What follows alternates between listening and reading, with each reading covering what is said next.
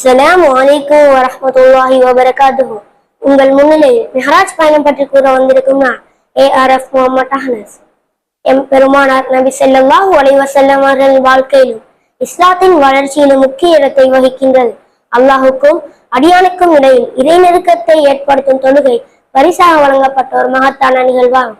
நபி ஸல்லல்லாஹு அலைஹி வஸல்லம் அவர்களும் ஜிப்ரீல் அலைஹிஸ்ஸலாம் அவர்களும் ஃபுராக் எனும் வாகனத்தில் பைத்துல் முகத்தஸில் ஆரம்பித்து மஸ்ஜிதுல் அக்ஸா சென்று பின்னர் 7 வானங்களையும் தாண்டி இறைவனை சந்தித்தார்கள்.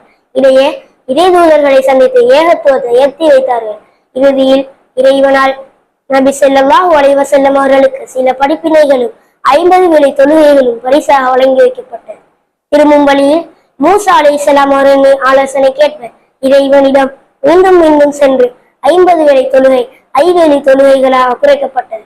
எனவே இப்புனிதமான பயணத்தின் மூலம் 5 வேளை தொழுகை, இறை தூதர்களான மூசா அலைஹிஸ்ஸலாம், ஈசா அலைஹிஸ்ஸலாம், யூசுப் அலைஹிஸ்ஸலாம் போன்றவர்களை சந்தித்தது, சுவர்க்கம், நரகம் போன்றவற்றை காணும் சந்தர்ப்பம் எம் பெருமானார் நபி ஸல்லல்லாஹு அலைஹி வஸல்லம் அவர்களுக்கு கிடைத்த ஒரு பயணமாக இது அமைகின்றது. அஸ்ஸலாமு அலைக்கும் வரஹ்மத்துல்லாஹி வபரகாத்துஹு.